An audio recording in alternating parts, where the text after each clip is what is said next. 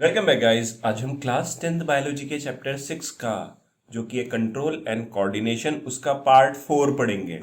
और पार्ट 4 में हमें क्या पढ़ना है? ह्यूमन ब्रेन के बारे में, मतलब अपने दिमाग के बारे में हमें यहाँ पे पढ़ना है। ठीक है, इससे पहले हमने रिफ्लेक्स एक्शन के बारे में पढ़ा था। चलो तो अब ह्यूमन ब्रेन के बारे में पढ़ते हैं। Is reflex action the only function of spinal cord? Spinal cord जानते हो आप क्या होती है? ये ब्रेन से जुड़ी हुई होती है स्पाइनल कॉर्ड, जो रीढ़ की हड्डी के अंदर, मतलब जो वर्टिब्रल कॉलम होती है हमारी रीढ़ की हड्डी, उसके अंदर स्पाइनल कॉर्ड जाती है। ठीक है, तो वो कह रहा है क्या? रिफ्लेक्स एक्शन जो है वो ही काम होता है स्पाइनल कॉर्ड का। ऑब्वियसली ऐसा तो नहीं होता है, since we know we are a thinking being. हम सोचते हैं चीजों को, समझते हैं चीजों को, है ना। अब spinal cord is made up of nerves which supply information to think about. Spinal cord क्या करती है? बहुत सारी नर्व्स की बनी होती है, जिसका काम क्या होता है? इंफॉर्मेशन को सप्लाई करना। ठीक है, ब्रेन तक सप्लाई करना, और फिर उसके बाद हम क्या करते हैं? कोई भी थिंकिंग प्रोसेस जो है वो ब्रेन में करते हैं। अब thinking involve more complex mechanism and neural connections. सोचना, समझना, यही तो हमें ह्यूमन बनाता है ना। इमोशंस, यही तो हमें ह्यूमन बनाते हैं, और इन सारी चीजों को कंट्रोल करता है हमारा ब्रेन। तो जो ये थिंकिंग है, इसमें क्या होता है? थिंकिंग एक कॉम्प्लेक्स मैकेनिज्म है और बहुत सारे न्यूरल कनेक्शन की मदद से बनता है। तो these are concentrated in the brain which is the main coordinating centre of the brain. Body body का मेन कोऑर्डिनेटिंग सेंटर क्या है? हमारा ब्रेन है। और ब्रेन के अंदर ना बहुत सारी क्या होती है? नर्व्स प्रेजेंट रहती है, और इन्हीं नर्व्स की मदद से हम क्या है? सोचते समझते हैं चीजों को। The brain and spinal cord constitute the central nervous system. अब आपको पता है, देखो हमारा जो नर्वस सिस्टम होता है दो पार्ट में डिवाइडेड होता है। ठीक है, मैं यहाँ पे लिख देता हूं सेंट्रल, क्या बोल रहा मैं लिखता हूं नर्वस सिस्टम। नर्वस सिस्टम कितने टाइप के होते हैं? दो टाइप के, एक होता है सेंट्रल, एक होता है पेरिफेरल। ठीक है, सेंट्रल और पेरिफेरल। सेंट्रल नर्वस सिस्टम के अंदर क्या आता है? ब्रेन आएगा। ठीक है, उससे जुड़ा हुआ क्या आएगा? Spinal cord. Peripheral nervous system के अंदर क्या आ जाएगी? कई जितनी भी नर्व्स है वो आ जाएगी। तो ब्रेन से निकलने वाली नर्व को क्या बोलते हैं? Cranial nerve. ठीक है, क्रेनियल नर्व बोलते हैं। और स्पाइनल कॉर्ड से निकलने वाली को बोलते हैं स्पाइनल नर्व। ठीक है, तो ये हमारा क्या है? नर्वस सिस्टम है। इसमें और भी डिविजन्स होते हैं, वो हमें यहाँ पे देखना ही नहीं है। आगे जब आप बायो लोगे अगर तो तब देखोगे 11th में। They receive information from all part of the body and integrate it. तो जो ये सेंट्रल नर्वस सिस्टम है, ये इंफॉर्मेशन रिसीव करता है क्या? हमारी बॉडी के हर पार्ट से, और फिर इंटीग्रेट करता है, मतलब उसको यहाँ पे सोचने समझने में हेल्प करता है ब्रेन में। मतलब ब्रेन ये इंफॉर्मेशन लेता है बॉडी के पार्ट से और फिर उसको थिंक करता है, प्रोसेस करता है। We also think about our actions. जैसे क्या? Writing, talking, moving a chair, clapping at the end of the programme. ठीक है, are example of voluntary actions which are based on decision what to do next. तो ये अपने आप होता है ना। हम जैसे, मतलब अपने आप तो क्या होता है, मतलब जैसे राइट कर रहे हैं, बात कर रहे हैं। ठीक है, इसके अलावा हम किसी चेयर को हिला रहे हैं और ताली बजा रहे हैं। जब कोई प्रोग्राम खत्म हो गया, किसी ने स्पीच दी तो हम ताली बजाने लग गए। तो ये सब क्या है? ये सब ब्रेन क्या है? कंट्रोल करता है। तो so the brain also has to send message to the muscles. अब भाई अगर मैं ये ताली बजा रहा हूँ, ठीक है, ताली बजा रहा हूँ, तो ताली बजाने के लिए मेरे को मसल्स की जरूरत पड़ रही है, मसल्स की जरूरत पड़ रही है ना। तो मसल्स कैसे काम कर रही है?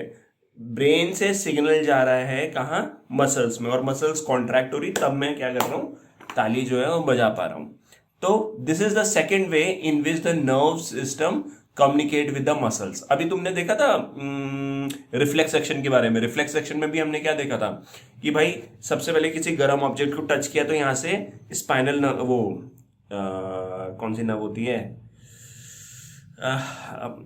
सेंसरी नर्व यहाँ से सिग्नल लेके जाएगी। ठीक है, और हमारे स्पाइनल कॉर्ड में लेके जाएगी। वहां पे फिर रिले न्यूरॉन होता है छोटा सा, फिर वहां से मोटर न्यूरॉन निकलता है। मोटर न्यूरॉन जो है मसल में जाता है, मसल में कॉन्ट्रैक्शन होता है। सेम यहाँ पे भी क्या होता है? सेकेंड तरीका है जिसकी मदद से जो नर्वस सिस्टम है वो कम्युनिकेट करता है मसल के साथ। ठीक है, the communication between the central nervous system and other part of the body is facilitated by the peripheral nervous system. तो पेरिफेरल का मतलब ही होता है सेंट्रल से अवे। तो सेंट्रल नर्वस सिस्टम में तो ब्रेन और स्पाइनल कॉर्ड आ गई, और पेरिफेरल मतलब सेंटर से दूर। तो पेरिफेरल नर्वस सिस्टम का काम क्या होता है कि वो क्या करता है? सेंट्रल नर्वस सिस्टम और डिफरेंट जो बॉडी पार्ट्स है उनको कनेक्ट करता है, मतलब सिग्नल का आदान प्रदान करता है, देता है और लेता है। ठीक है, consisting of cranial nerve. Cranial nerve जो पेरिफेरल नर्वस सिस्टम के अंदर आती है वो कहां से निकलती है? ब्रेन से। और स्पाइनल नर्व कहां से निकलती है? स्पाइनल कॉर्ड से निकलती है। The brain does allow us to think and take action based on that thinking. अब भाई सिग्नल आया, मैंने सोचा समझा, फिर उसके बाद मैंने अपना एक्शन लिया, ठीक है। अब as you will expect this is accomplish through a complex design with different part of the brain responsible for integrating different input and output. अब देखो, ये जो जितने भी हम ये प्रोसेस कर रहे हैं, मतलब मान लो मैं अभी आपसे बात ही कर रहा हूं, तो जब मैं आपसे बात कर रहा हूं तो क्या कर रहा है मेरा ब्रेन, यहाँ पे क्या कर रहा है, इसको पढ़ रहा है, इसको पढ़ने के बाद उसको समझ रहा है, समझने के बाद मैं आपको बता रहा हूँ ये सारी चीजें। तो ये क्या है, ये सिग्नल जा रहा है, मतलब मेरी आईज जो है ये देख रही है, ये सिग्नल जा रहा है ब्रेन में, जा रहा है, ब्रेन उसको प्रोसेस कर रहा है, मतलब इनपुट हो रहा है, इनपुट मतलब प्रोसेस अंदर आ रही है ब्रेन में, और फिर आउटपुट क्या है जो मैं बोल रहा हूं, तो ये आउटपुट हो गया। तो ये सब कौन कंट्रोल कर रहा है, हमारा ब्रेन, और ब्रेन के डिफरेंट डिफरेंट पार्ट ये फंक्शंस को परफॉर्म करते हैं, अलग अलग फंक्शन को। अब ब्रेन जो होते हैं has three such major regions, तीन रीजन होते हैं इसके मेनली। एक होता है फोर ब्रेन, ठीक है, फोर ब्रेन ये आगे का होता है, ठीक है ना, फिर आता है मिड ब्रेन यहाँ बीच में होता है, और हाइंड ब्रेन ये पीछे का होता है, ठीक है। अब पहले बात करते हैं किसकी, फोर ब्रेन की। देखो फोर ब्रेन जो है वो इंपॉर्टेंट है क्योंकि वो हमारा क्या है, थिंकिंग पार्ट होता है। तो fore brain is the main thinking part of the brain, और it have a region which receive sensory impulse from various receptors. हमारी बॉडी में जितने भी रिसेप्टर्स हैं, बहुत सारे जो रिसेप्टर्स हैं, उनसे जो सिग्नल आता है, सेंसरी इंपल्स जो आता है, सेंस करने वाला इंपल्स जो आता है, वो जाता कहाँ है, फोर ब्रेन में जाता है। तो four brain main thinking part हो गया। अब separate area of the fore brain are specialized. किस चीज के लिए होते हैं फोर ब्रेन के जो पार्ट होते हैं, हियरिंग के लिए, सुनने के लिए, स्मेल हो गया, साइट देखने के लिए, एंड सो ऑन, बहुत सारी चीजें होती हैं। तो there are separate area of association where this sensory information is interpret by putting it together with the information from other receptor as well as with information that is already stored in the brain. अब देखो, हम चल रहे हैं road पे, ठीक है, road पे चल रहे हैं, और मैं मतलब मान लो, क्या बोल रहा हूं मैं, तुम जैसे अभी यार 10th में हो, ठीक है, तो तुम किसी स्कूल में पढ़ते थे, वहां की फर्स्ट क्लास में कोई मैम थी जो तुम्हें पढ़ाती थी, ठीक है। अब तुम 10th में आ गए, अब तुम रोड पे चल रहे हो, तो तुम्हें ना वो मैम दिख गई। तो मैम दिख गई तो पहले तो तुम्हें लगा यार ये चेहरा जो है मैम का, मतलब उस लेडी का, वो देखा देखा लग रहा है, देखा देखा सा लग रहा है। तो वो देखा देखा सा लग रहा है, तो वो क्या होगा, इंफॉर्मेशन इनपुट हो रहा है, इनपुट हो रहा है मतलब अंदर जा रहा है, ब्रेन में जा रहा है। ब्रेन में फिर क्या है, इंफॉर्मेशन जो होगी इंटरप्रेट होगी, मतलब उसको प्रोसेस किया जाएगा। फिर क्या होगा, जो अगर ऑलरेडी स्टोर्ड होगी कुछ इंफॉर्मेशन, उसके हिसाब से फिर आउटपुट आएगा। जैसे कि अब तुमने वो मैम को फर्स्ट क्लास में देखा था, फर्स्ट सेकंड क्लास में, तो तुम्हें एकदम से क्लिक आ जाएगा कि अच्छा ये मैम तो वो थी जो हमें फर्स्ट और सेकंड क्लास में पढ़ाती थी। तो ये क्या हो गया, हमारे ब्रेन की जो स्टोर्ड इंफॉर्मेशन है उसने हेल्प करी इसमें, ठीक है। तो इस तरीके से हमारा जो ब्रेन होता है वो क्या करता है, काम करता है। तो ये हो गया हमारा क्या, फोर ब्रेन, जो कि मेन थिंकिंग पार्ट होता है। अब बेस्ड ऑन ऑल दिस, ठीक है, लिखा है वो लाइन, बेस्ड ऑन, इसको ऊपर ही कर लेते हैं यार, ये धीरे धीरे पता नहीं क्यों चल रहा, हैंग हो रहा, बस। Based on all this a decision is made about how to respond and the information is passed on to the motor area which control the movement of voluntary muscles, for example our legs। अब मैंने अगर मान लो यहाँ पे जैसे मेरा video ही खत्म हो गया, ठीक है, अब मुझे यहाँ से जाना है, तो क्या होगा, मेरा ब्रेन जो है वो क्या करेगा, सिग्नल भेजेगा कहाँ, मोटर न्यूरॉन के थ्रू, ठीक है। मोटर एरिया रहता है यहाँ पे, मतलब एक होता है सेंसरी एरिया जो सेंस करता है। सेंस मैंने क्या किया, मेरी आंखों ने बोला, और ये हो गया कि भाई वीडियो खत्म हो गया, ठीक है, अब यहां से उठ के चलो भाई, बाहर चलो कमरे से। तो क्या है कि मेरा जो ब्रेन है उसका जो मोटर एरिया से क्या निकलेगी, मोटर न्यूरॉन निकलेगी। मोटर न्यूरॉन सिग्नल को लेके जाएगी, और कहाँ लेके जाएगी, मेरे लेग मसल्स में, और लेग मसल्स फिर मैं अपने पाँव की मदद से जो है बाहर चले जाऊंगा। तो however certain sensations are distinct from seeing और हियरिंग। अब कुछ सेंसेशन ऐसी भी होती है जो सिर्फ देखो सुन रहे हैं, देख रहे हैं, ठीक है, सूंघ रहे हैं, ठीक है, ये सारे सेंसेशन तो अलग हैं। इसके अलावा कुछ और सेंसेशन भी होते हैं, जैसे एग्जांपल क्या है, how do we know that we have eaten enough, मेरा पेट भर गया, मुझे कैसे पता चला। जो सेंसेशन होती है फीलिंग फुल की, वो क्यों होती है, because of centre associated with hunger which is in a separate part of fore brain. तो ये इंपॉर्टेंट है, फोर ब्रेन के अंदर वो पार्ट भी होता है, फोर ब्रेन के अंदर वो पार्ट भी होता है जो हमें ये बताता है कि भाई हमारा जो पेट है ना वो भर गया, अब मत खा, अब इतना हो गया, ठीक है। खाते रहते तो पेट भर जाता है, तो पेट भर जाता है तो वो कैसे पता चलता है, हमारे फोर ब्रेन के अंदर क्या होता है, एक सेंटर होता है जो एसोसिएटेड होता है हंगर से। तो यहाँ पे क्या होगा, देखो स्टमक, जब खाना हम खाएंगे तो वो ऐसे स्ट्रेच हो जाता है, स्टमक स्ट्रेच होगा तो यहाँ स्ट्रेच रिसेप्टर्स होते हैं, जैसे वो स्ट्रेच होंगे तो सिग्नल भेजेंगे ब्रेन को कि भाई अब बस कर, पेट भर गया, ठीक है। तो ये हो गया। अब यहाँ पे हमें क्या है, डायग्राम दे रहेगा इसका ह्यूमन ब्रेन का। तो ह्यूमन ब्रेन का डायग्राम में क्या है, देखो फोर ब्रेन हो गया पहले, ठीक है। अच्छा नहीं, पहले बाहर से देखते हैं। स्कल क्रेनियम, ये जो ये हड्डी होती है, ठीक है, इसके अंदर ब्रेन जो है प्रोटेक्टेड रहता है। फिर फोर ब्रेन है, फोर ब्रेन में ये सबसे बड़ा पार्ट जो ये हो गया, ये पूरा पार्ट जो हो गया, ये क्या हो गया हमारा, ये हमारा हो गया क्या, सेरिब्रम वही मेन थिंकिंग पार्ट है, मेमोरी के लिए, इंटेलिजेंस के लिए, ठीक है, इसके लिए ये होता है, इमोशंस के लिए। देन उसके बाद क्या आता है हमारा मिड ब्रेन, ठीक है, बीच में हो गया मिड ब्रेन।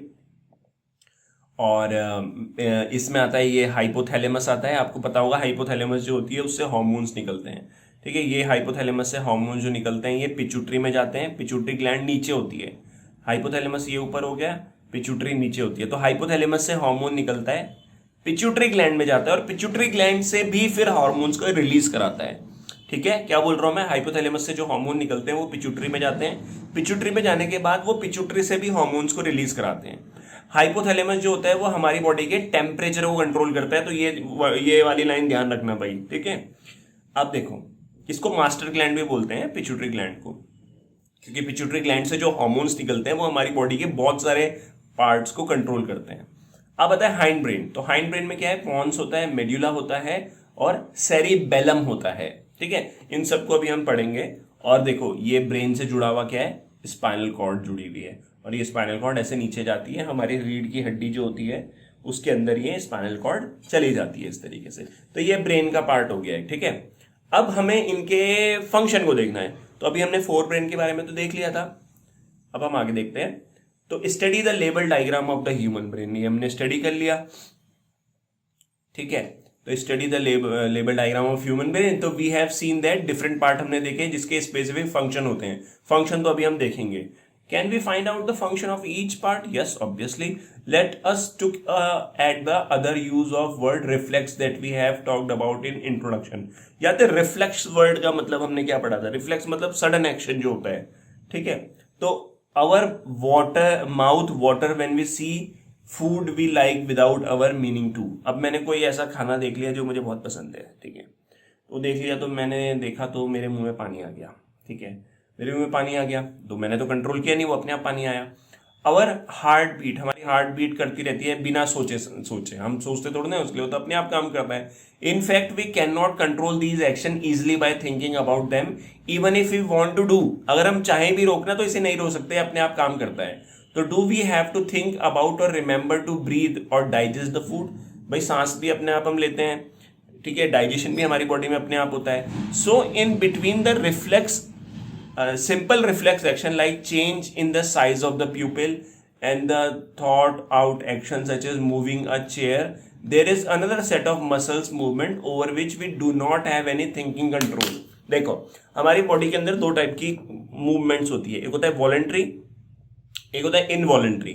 वॉलेंट्री जो होता है वो हम कंट्रोल कर सकते हैं। देखो हमारी बॉडी में, आपने 9th क्लास में पढ़ा है, 9th क्लास में 3 मसल्स पढ़ी हैं आपने। एक पढ़ा है आपने स्मूथ मसल, एक पढ़ी है स्केलेटन, और एक पढ़ी है कार्डियक। स्केलेटन मसल तो ये हो गई जो हड्डी से जुड़ी हुई होती है। स्केलेटल मसल को हम यूज कर पाते हैं, मतलब अपने सोच के हिसाब से, मुझे पेन को उठाना है, मैंने पेन को उठा दिया, रख दिया वापस, तो ये स्केलेटल मसल्स को मैं कंट्रोल कर पाता हूँ। बट लेकिन जो स्मूथ मसल्स होती है, जैसे हमारी ये डाइजेस्टिव ट्रैक में जो मसल्स होती है स्मूथ मसल्स, उन्हें हम कंट्रोल नहीं कर सकते, तो वो इनवॉलेंट्री मसल्स हैं, ठीक है। वॉलेंट्री मसल्स वो है जिसे हम कंट्रोल कर सकते हैं, लाइक स्केलेटल मसल।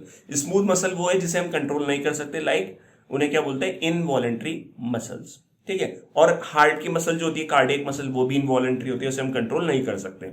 तो बात यहाँ पे क्या बोली, और उसने एक और उसने एग्जांपल दिया प्यूपिल के साइज का। ये हमारी आंख में क्या होता है, प्यूपिल होता है। तो कभी अगर इस पे बहुत ब्राइट लाइट आती है तो ये छोटा हो जाता है, ताकि लाइट अंदर कम से कम जाए, ताकि आईज जो है वो डैमेज ना हो। बहुत सारी लाइट आ रही है तो ये छोटी हो जाती है प्यूपिल, ताकि लाइट अंदर कम जाए, ताकि डैमेज ना हो आईज।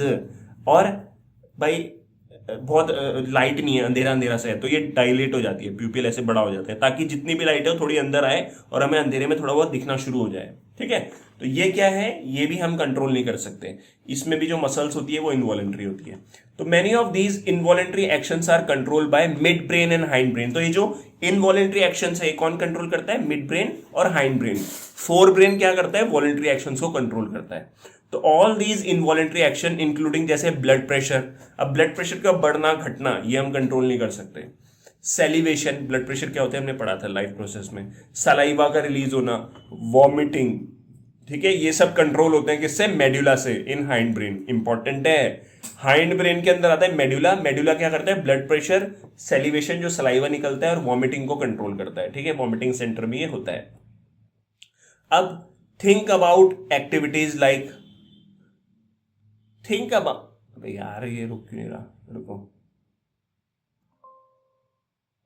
हाँ, तो थिंक अबाउट एक minute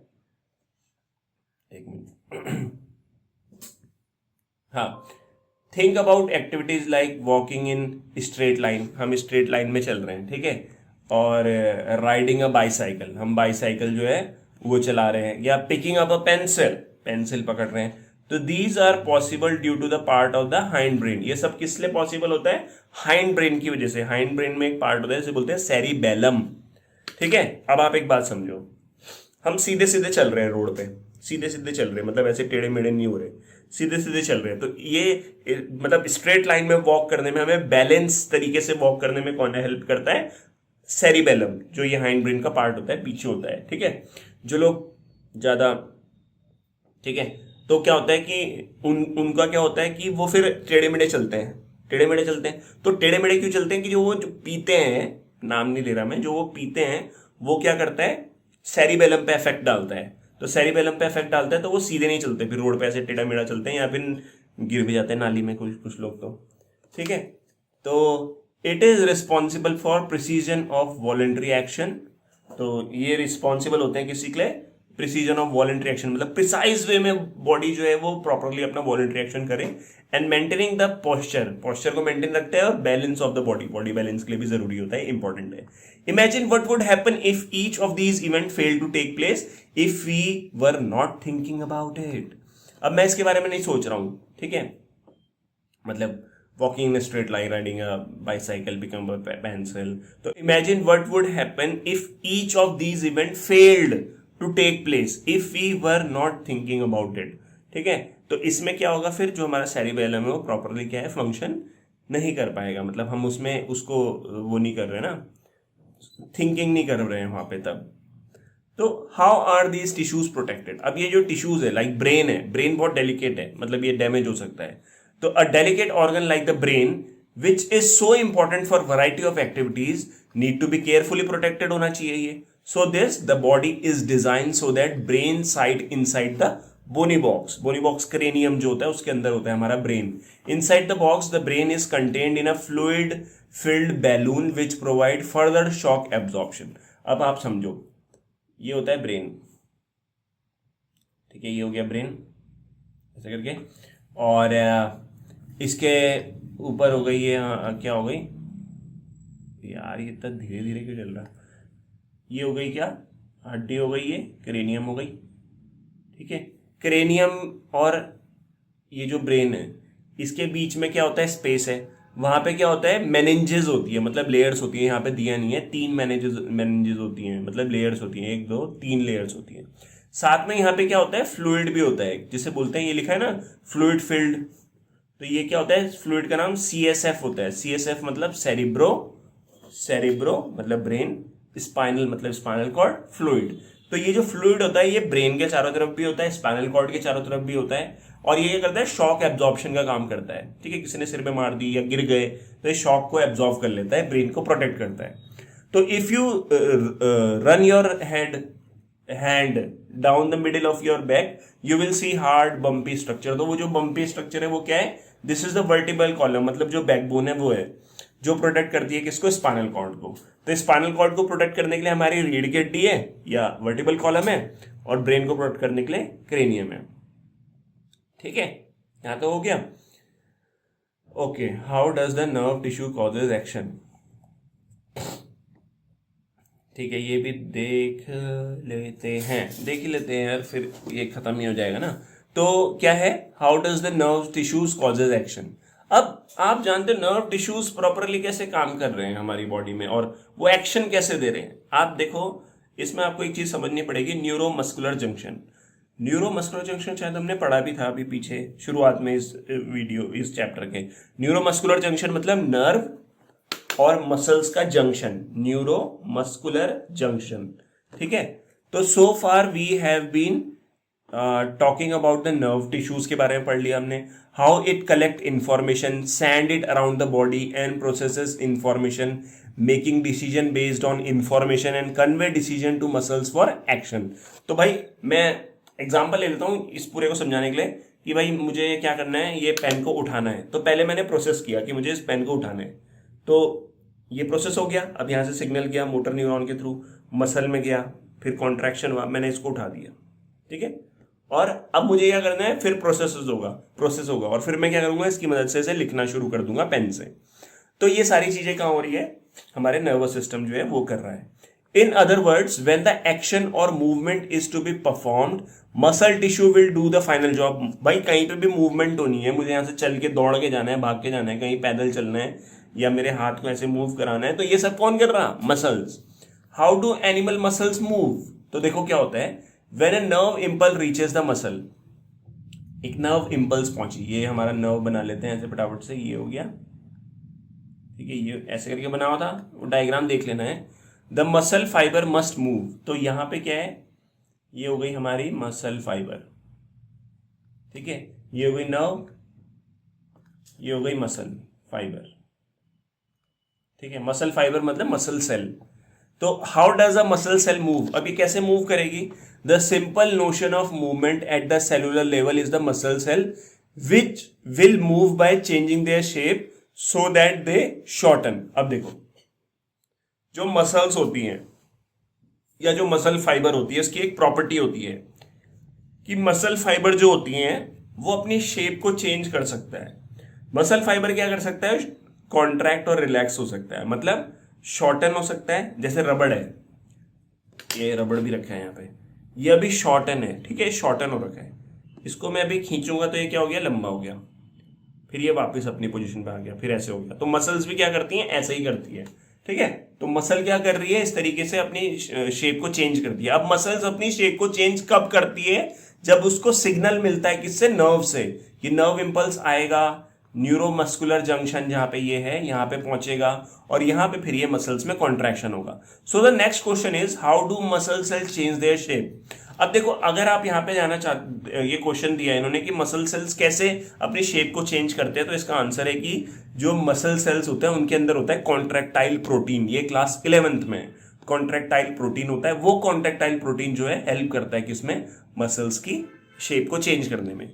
the answer must lie in the chemistry of cellular component, मतलब जो सेल्स मसल्स फाइबर के अंदर जो सेलुलर कंपोनेंट है उसके अंदर ये आंसर है, और वो एक्चुअली मसल वो कॉन्ट्रैक्टाइल प्रोटीन है। अब muscles cell have special protein लिखा हुआ है, वही contractile protein, that change both their shape and their arrangement in cell in response to nerve electric impulse. तो यहां से नर्व इलेक्ट्रिक इम्पल्स आए, वो नर्व इलेक्ट्रिक इम्पल्स जैसे ही आएंगे तो क्या होगा, मैं थोड़ा सा ढंग से ही बता देता हूं। ये नर्व इम्पल्स आया, ठीक है, यहां से आ रहा है नर्व इम्पल्स। ये क्या है? ये है न्यूरो मस्कुलर जंक्शन। इस न्यूरो मस्कुलर जंक्शन पे क्या होगा कि नर्व जो है ना वो एक केमिकल छोड़ देगी। उस केमिकल का नाम है ACH। What is ACH?